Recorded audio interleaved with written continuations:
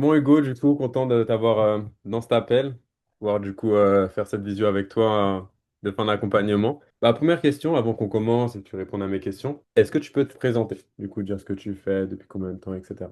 Ouais, du coup, moi, c'est Hugo. Je suis coach sportif et conseiller en nutrition. Et du coup, j'accompagne les personnes dans la perte de poids et des fois dans la prise de muscle, mais essentiellement sur tout ce qui est perte de gras et recomposition corporelle. Je me suis lancé depuis, du coup, aujourd'hui 1 an et demi en tant que coach. Merci à toi. Est-ce que tu peux me parler du coup de ta situation avant d'avoir rejoint l'accompagnement avec moi? Et du coup, quand j'ai rejoint l'accompagnement, ma situation a été quasiment à zéro.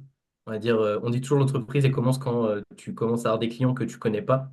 Et moi, les clients que j'avais, je les connaissais tous. Donc, j'étais dans une situation financière où déjà c'était short à moins de 500 euros par mois, c'est-à-dire entre 500 et 1000 euros pour les bons mois. À aujourd'hui, j'ai la plupart de mes clients, des personnes que je connais pas, qui sont venus grâce à la méthode qu'on a mis en place ensemble. Et je suis entre les 2000 et 3000 euros par mois, on va dire approximativement. Ok, trop bien. C'est quoi du coup les plus gros blocages que tu rencontrais, les plus grosses frustrations que tu rencontrais enfin à ce moment-là?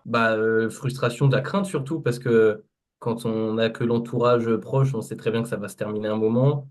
J'avais pas d'autres rendez-vous, je savais que la situation financière, elle allait pas s'améliorer et je savais pas comment l'améliorer. Et t'avais déjà essayé d'autres choses du coup pour t'en sortir avant? Pas spécialement parce que je savais pas quoi faire. En venant de lancer mon entreprise, c'est pareil, j'étais coach, mais pas comme j'étais pas bon dans le commerce, j'étais juste coach, donc je ne me faisais pas forcément connaître et j'étais bloqué, on va dire, à ce côté-là. C'est quoi du coup qui t'a donné envie de me faire confiance? L'échange ensemble, le fait que aussi tu aies cette énergie de vouloir aider et voilà, la passion aussi, c'est la confiance qui se fait via la personne et ça s'est vraiment joué de ce côté-là. Et t'avais des doutes du coup et des peurs avant de rejoindre l'accompagnement? Ouais, Malgré de tout. ouf.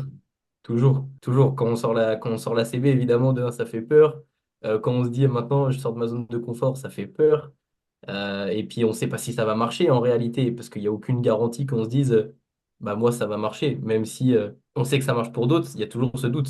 Est-ce que moi, ça va le faire? Et c'est quoi du coup qui t'a décidé à te lancer, malgré cette peur et ces doutes? Le fait que de toute façon, si on se lance pas, on le saura pas. Donc, je voulais pas rester dans ma situation, il fallait que j'agisse. Donc, j'ai, j'ai fait confiance à une personne que pour moi, c'était OK. Et du coup, je me suis dit, let's go. Et puis, qu'advienne que pourra. Et puis, on a mis en place les actions.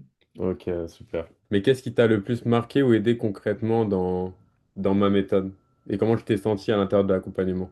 Poussé vers le haut, soutenu, parce que moi, les phases de doute, elles ont été longues, c'était compliqué. Et du coup, soutenu, poussé vers le haut. Et voilà, réussir à appliquer une méthode pendant un moment jusqu'à ce qu'elle fonctionne. C'était principalement ça, moi, ma vue de l'intérieur. Et pousser à ne pas lâcher, parce que du coup, lâcher, c'est assez facile. Et surtout, quand on a beaucoup de doutes, on remet tout en question. Et c'est là où ça a fait la différence sur le long terme. Ok, ouais, donc t'as fait preuve de résilience. C'est vrai que toi, ça a été ça, et ça a été beaucoup, beaucoup de résilience. T'as pas lâché et finalement, ça a payé. T'es prouvé à toi-même que ça allait payer tôt ou tard au final. Ça a payé et surtout, je pense que tout seul, j'aurais largement abandonné. Parce que je me serais dit que ça n'aurait pas été la méthode qui fonctionne. Je me serais dit que c'est peut-être pas fait pour moi, que c'est compliqué. Et c'est là où ça fait la différence. Je suis sûr à 99% que seul, j'aurais abandonné. Ok, ouais, donc ça a été le fait d'être accompagné, de voir qu'il y a des personnes aussi qui avaient des résultats, qu'en reste ça marche, et de Et, continuer en fait, qui t'a poussé. et d'être poussé, effectivement, de voir que ça marche pour les autres et d'être poussé. Que quelqu'un derrière te dise, bah non, mais de toute façon, t'es lancé, donc va falloir que tu bouges et faut mettre ça en place, t'inquiète, d'être rassuré, de plein de choses mis bout à bout qui, en fin de compte, quand t'es tout seul, les moments de bas, il y en a, mais tu te remets en question pendant 2 semaines, mais tu te remets pas en question 46 ans et à un moment, avoir quelqu'un derrière, ça change tout quand même. Ok, trop bien. Bah d'ailleurs, par rapport à ma présence et tout, qu'est-ce que tu en as pensé de ma présence au niveau de l'accompagnement, au niveau du suivi? T'es présent, t'es là, tu fais beaucoup d'appels de groupe, tu relances tout le temps. Enfin voilà, on se sent pas délaissé. Déjà, ça c'est le principal, on se sent pas délaissé. Et c'est ce qui compte en fin de compte. Dans l'accompagnement, on se sent pas non plus persécuté, hein.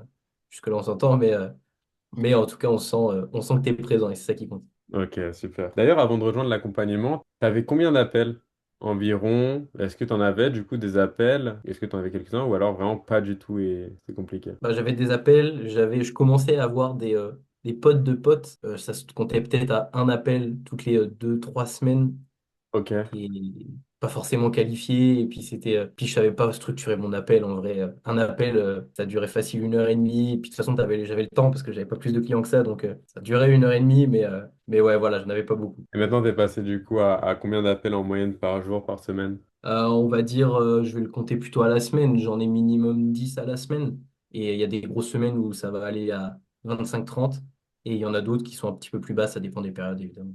Ok, super. Quels sont les résultats du coup concrets que tu as obtenus depuis que tu as commencé du coup avec moi, donc soit en termes de revenus, clients, en termes de clarté, de confiance, mindset, structure, enfin vraiment sur un peu tous les plans. Bah, déjà, en termes de mindset, ça a complètement changé. Je me sens plus confiant, j'ai plus d'estime dans ma vente. Donc, c'est vraiment ça du côté mindset, ça a été le jour et la nuit. Côté finance, du coup, je suis vraiment passé de 500 euros, on va dire, périn, qui c'est pas du tout périn, mais 500 euros par mois, à, comme je dis, 2000 euros périn et un grand pic à 3500, 4000 euros. Donc, toujours positif à prendre, même si c'est pas tous les mois, et ben, ça fait toujours plaisir. Et voilà, aussi plus de clarté au niveau de ma stratégie, plus de confiance, me sentir mieux et savoir que s'il y a des mois où ça stagne, bah, savoir que le mois d'après, ça va pas stagner.